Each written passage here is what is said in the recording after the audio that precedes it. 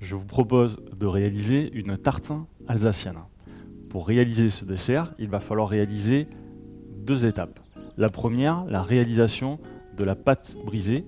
Et la deuxième, nous allons réaliser un appareil à crème prise sucrée. Pour la pâte brisée, vous avez aussi deux options. Soit acheter une pâte brisée toute faite. Dans ce cas-là, je vous conseille de passer à la prochaine étape de cette recette. Sinon, je vais vous faire une démonstration pour réaliser la pâte brisée vous-même. Dans ce cas-là, vous aurez besoin de farine, de sucre, de beurre, de jaune d'œuf et d'eau. Pour les pommes, j'ai choisi la variété de pommes Golden. Pour l'appareil à crème prise, vous aurez besoin de lait, de crème, d'œuf et de jaune d'œuf, du sucre, une gousse de vanille. La mienne provient de Madagascar. Et je vais utiliser pour réaliser ma tarte ce que l'on appelle un cercle à tarte. À la maison, si vous n'avez pas cet ustensile, il n'y a pas de souci, vous utilisez tout simplement votre plat à tarte traditionnel. Nous allons commencer par réaliser la pâte brisée. Pour la pâte brisée, vous allez peser votre farine et la tamiser, et vous allez prendre votre beurre que vous allez découper en petits morceaux.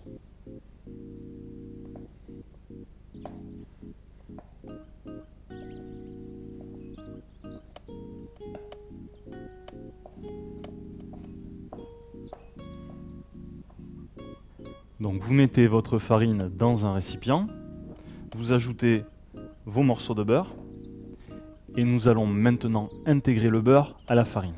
Il y a vraiment un conseil à prendre en compte, c'est d'éviter d'avoir trop de contact entre vos doigts et le beurre. Vous allez faire chauffer la matière grasse et nous allons rater notre pâte brisée.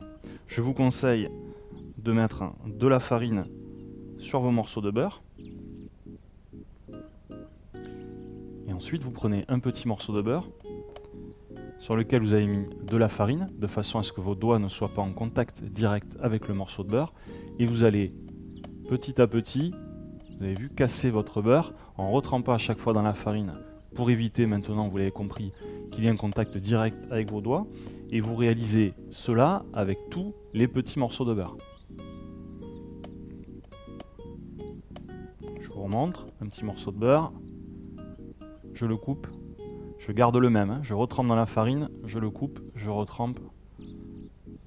Voilà, maintenant vous en avez pour, on va dire, 2 petites minutes. Évitez que ça vous prenne plus de 2 minutes, car sinon vous allez chauffer le beurre et vous allez rater votre pâte brisée.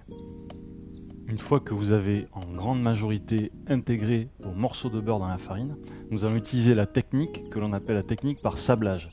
C'est-à-dire que nous allons frotter entre nos mains le mélange donc de farine et de beurre. Encore une fois, si vous mélangez trop fort votre beurre et votre farine, vous allez chauffer votre mélange et donc rater la pâte brisée. Une petite astuce qui va vous permettre de savoir si vous avez trop chauffé le beurre, c'est lorsque vous allez voir changer la couleur de votre mélange. Au départ, il doit être blanc cassé et si vous l'avez trop chauffé, il va devenir beige foncé ou en tout cas marron clair. Donc, on prend notre mélange, on le met entre les mains et on vient sabler en frottant sans trop appuyer sur notre mélange. Une fois que vous avez fait ceci et que vous avez intégré en grande majorité votre beurre, vous faites une fontaine. J'ai mélangé mon jaune et mon eau. Je vais rajouter mon sucre semoule à l'intérieur. Vous allez bien intégrer à ce mélange et vous allez ensuite le mettre au centre de la fontaine. Ensuite, avec le bout du doigt, vous allez commencer à intégrer petit à petit notre mélange, donc farine plus beurre.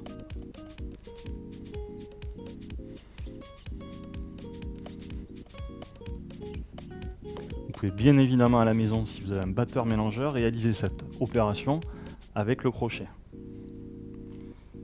Et petit à petit, on va incorporer notre farine. Avec toujours le même danger, et de trop manipuler notre pâte et donc de trop chauffer la matière grasse. Donc essayez de réaliser cette opération relativement rapidement. Vous devez maintenant obtenir un pâton. Pour ceux qui n'obtiendront pas ce résultat, vous allez utiliser la technique qui s'appelle la technique par fraisage. C'est-à-dire que vous allez poser votre pâte sur le poste de travail, vous allez prendre un peu de farine et vous allez fleurer. Attention, fleurer, ça ne veut pas dire, vous avez vu, poser un paquet de farine. C'est vraiment une fine pellicule de farine. Vous posez votre pâte en dessus et avec la paume de la main, vous allez exercer une pression sur votre pâte pour bien finir d'intégrer les ingrédients qui sont à l'intérieur. La mienne, par exemple, n'avait pas besoin d'être fraisée. Vous réalisez votre boule de pâte brisée et ensuite vous la filmez et vous la mettez au réfrigérateur pendant environ 10 minutes. Pendant que notre pâte brisée est au frigo, nous allons réaliser notre appareil à crème prise sucrée. Comme ustensile, il vous faut à proximité donc un récipient, un fouet et un couteau. Vous allez tout d'abord intégrer donc les jaunes et les œufs dans votre récipient avec le sucre semoulin.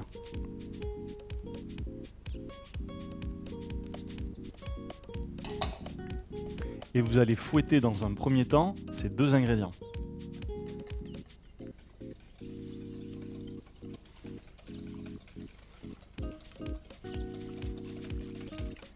Ajoutez ensuite le lait et la crème. Et vous mélangez à nouveau.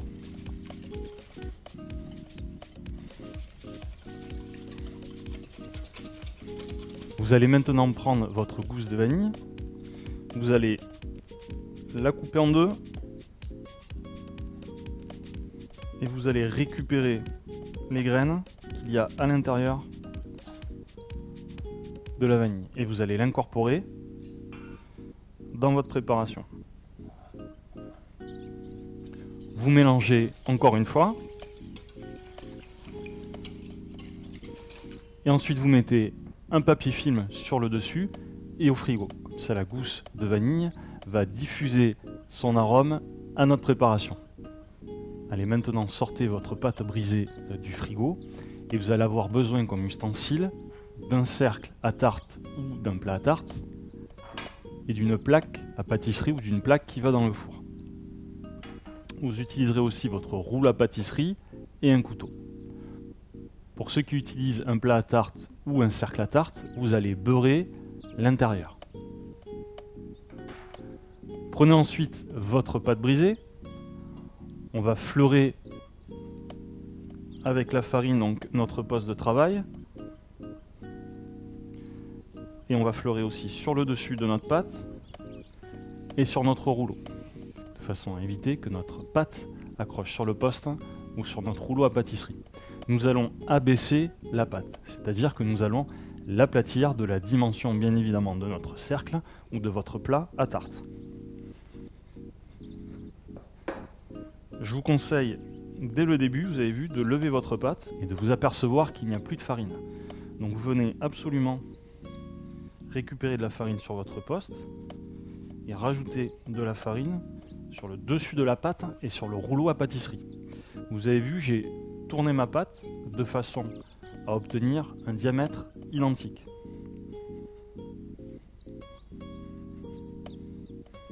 J'arrête, regardez, il n'y a plus de farine. Donc là, je vais de suite en chercher sur mon poste de travail. S'il faut, j'en rajoute un peu sur le poste, sur la pâte et maintenant, vous l'avez compris, sur le rouleau à pâtisserie. Donc j'ai tourné encore une fois ma pâte et je continue de l'abaisser.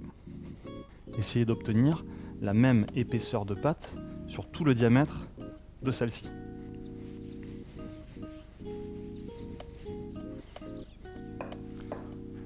Positionnez ensuite votre cercle à tarte sur le dessus et si vous voyez que les dimensions sont bonnes, vous pouvez maintenant mettre votre pâte dans le cercle ou dans votre tarte. Prenez en considération qu'il vous faut quelques centimètres en plus de chaque côté puisqu'il va y avoir les bords de la pâte à réaliser. Vous prenez ensuite votre pâte comme ceci dans votre rouleau, vous positionnez le cercle ou votre plat à tarte et vous venez poser votre pâte dessus. Maintenant, vous voyez, délicatement, vous venez déposer de la pâte sur le bord de votre cercle, et vous l'avez compris maintenant, de votre plat à tarte. Cette étape est importante. Maintenant, vous allez pouvoir sentir le bord du plat à tarte. Vous allez essayer, en pinçant légèrement avec le pouce, d'obtenir un bord tout le long de votre pâte, de même épaisseur. Ça va être important pour la cuisson de notre tarte et aussi, on va dire, pour la présentation finale.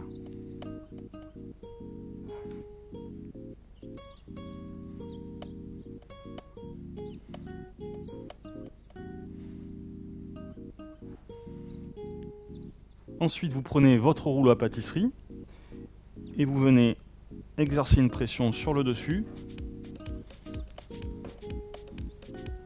ce qui va vous permettre de retirer l'excédent de pâte.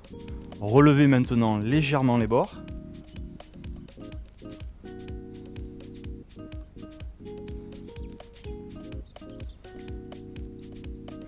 Et vous allez maintenant, pour ceux qui utilisent un cercle à pâtisserie, vous allez maintenant poser votre pâte sur une plaque qui va dans le four. Prenez maintenant une fourchette et nous allons piquer notre pâte.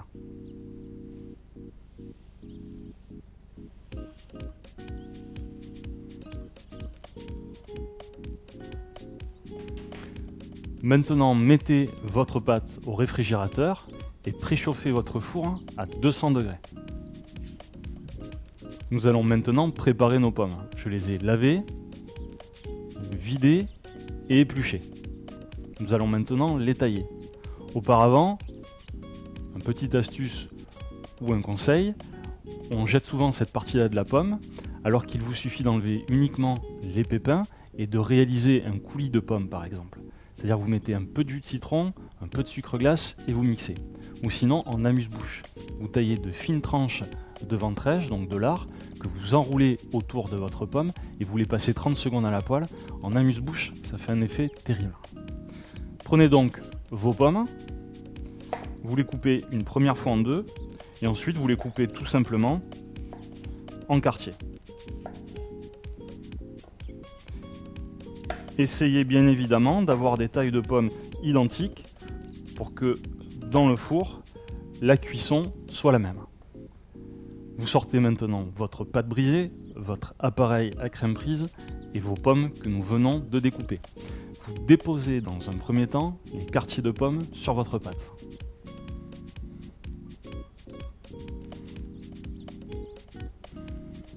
Disposez-les toutes dans le même sens.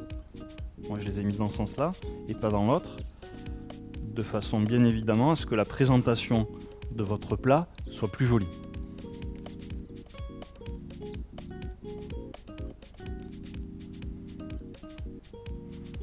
Ensuite, vous prenez une louche et vous mettez votre appareil à crème prise à l'intérieur. Mélangez bien votre préparation.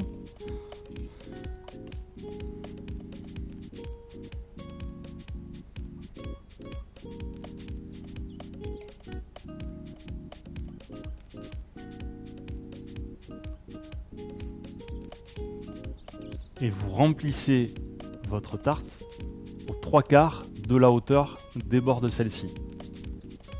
Vous allez maintenant cuire la tarte dans un four à 200 degrés pendant 25 minutes. Attention, selon les fours, jetez un petit coup d'œil d'ici 10 minutes de façon à ce que le dessus ne crame pas. Cela fait 20 minutes que ma tarte est en cuisson dans un four à 200 degrés. Et pour ceux qui vont utiliser, tout comme moi, un cercle à tarte, c'est le moment de le retirer.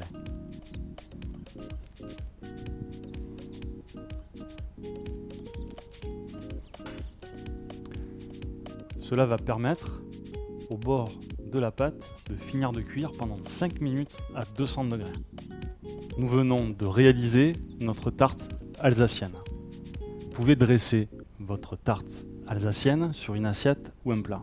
Pour ma part, je l'ai posée sur un socle en porcelaine de Limoges, car je sais que cela fera son effet lorsque j'amènerai ma tarte sur la table. Vous Pour réaliser cette recette et vous aider dans l'organisation de votre dîner, vous pouvez réaliser la totalité de la recette dès le matin. Il n'y a uniquement qu'à la 20e minute de cuisson de votre tarte que vous la sortirez du four. Vous la mettrez ensuite au frigo. Il faudra 10 minutes avant l'envoi de votre dessert, remettre votre tarte 5 minutes dans un four à 200 degrés. Comme ça, vous finirez la cuisson de la tarte et vous la servirez tiède. Elle en sera encore plus appréciée. J'espère que vous prendrez autant de plaisir que moi à réaliser cette recette et surtout à la déguster. Et je vous dis à de suite pour de nouvelles recettes sur le Cookie Club.